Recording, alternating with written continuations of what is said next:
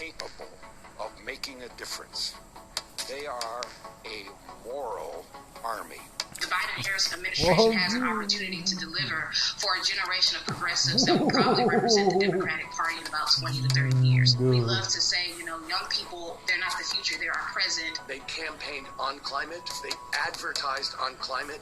They talked about climate in every single presidential and vice presidential debate. True. And here's the deal. Talking about the Green New Deal. And there's no doubt that was an absolutely critical element of getting a record number of young people to turn out and vote. I think that this is the generation of the Green New Deal. It's a generation that is calling for taking fossil fuel money out of politics. Young people are changing the views of their parents. I don't think young people are going to fix this for us, nor should they, and they've been very clear that it is not their job. But the question is, can they catalyze a movement that embodies the kind of urgency that we need in the face of this crisis? Every single person up here represents the power of the movement.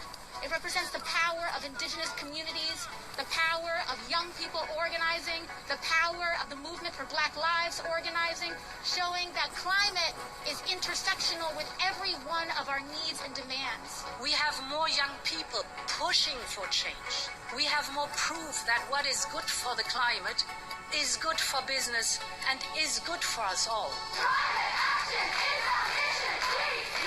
Welcome back to Bloomberg Green. I'm Anne-Marie Hordern in London. We've gone around the world speaking to activists, mostly virtually, of course, and learning about what they are doing to enact change. Whether it's big business or big government, they want their voices heard. But what have they achieved so far? Bloomberg's Akshat Rati says it's a difficult question to answer. With any protest, it's very hard to connect one action to one outcome. But maybe there are three ways to look at it, and they're tied to the three different youth movements that exist. The first one is Extinction Rebellion. Their MO is to be disruptive and to gain attention to their message, which is to act on the climate emergency and act with urgency. The second group is the Sunrise Movement in the US, which has helped elect green-minded politicians like AOC and then re-elect them and really put the Green New Deal on the political agenda of President Joe Biden. And then there is the Fridays for Future movement. And that movement is much more subtle. They're just saying, look, scientists have been talking about climate action for a very long time, and they've told you exactly what you need to be doing. Leaders, both governments and corporations, why aren't you doing it? How are the C-suite, how are chief executives around the world thinking of the youth movement? Do they need to care? We know that one of the power of the youth movement is that these are kids who have parents who are in powerful positions around the world. So last year, for example, when we spoke to the CEO of Shell, he told us that his 10-year-old daughter came back home one day and asked him point blank, is Shell a part of the problem? Those things affect people much more closely and makes them realize why this problem is so big. Right, and if they're the youth now, how is the fossil fuel industry going to be attracting talent if the youth movement today refuses to work in, say, oil and gas companies? We're already starting to see oil and gas companies and fossil fuel companies in general trying to rebrand themselves. So a number of oil companies have lost the word oil in them. So Statoil most recently became Equinor, for example. As a reporter, I've talked to CEOs of oil companies who've said, we're not an oil company, we're an energy company. And that's all okay, but if 95% of your business is tied to fossil fuels, it's going to be a hard job to convince young people to join your company. That does it for this week's edition, but keep the conversation going. Follow us on Twitter @Climate. I'm Anne-Marie Hordern, and this is Bloomberg Green.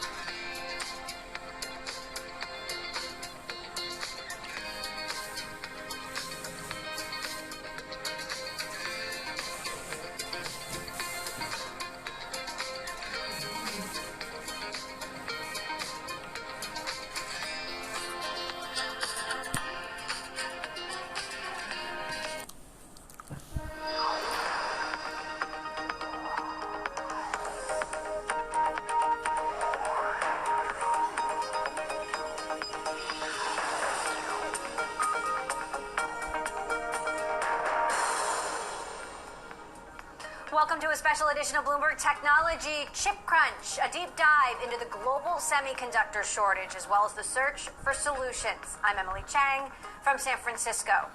This hour, we will hear from key players in this sprawling business, like Micron CEO Sanjay Mehrotra, Global Foundry CEO Dr. Thomas Caulfield, and the man in charge of Amazon's processors, Vice President Dave Brown. But first, the problem. The COVID-19 pandemic last year spurred suppliers to cut production, not foreseeing a surge in demand from consumers at home, needing everything from new electronics to cars. As a result, that's left manufacturers and whole industries in a lurch.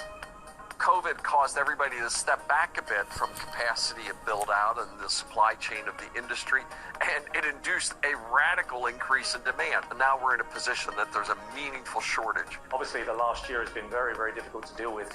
Nobody knew which direction demand was going to go in, and we saw some real kind of sharp moves in different industries. Our ability to meet demand is now paced by the supply availability, and everything is short.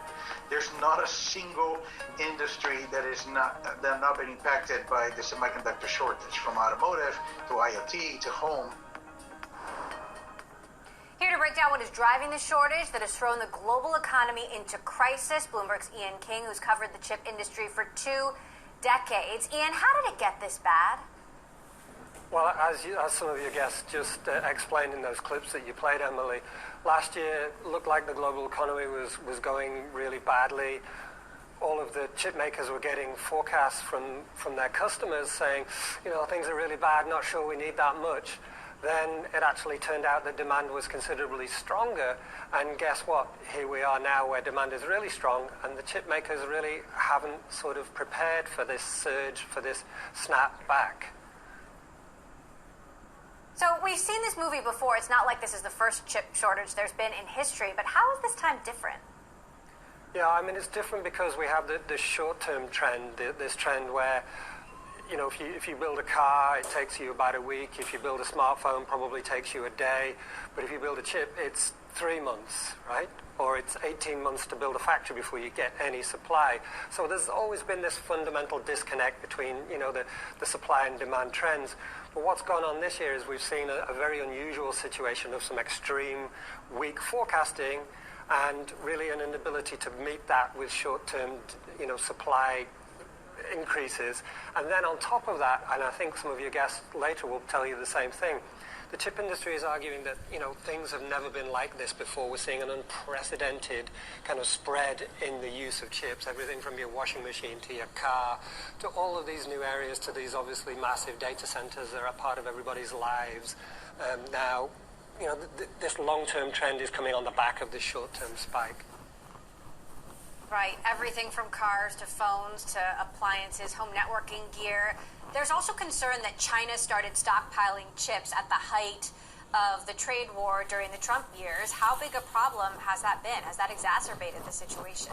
Yeah, I mean, and, on top of everything we just discussed, as you indicated, geopolitics has become an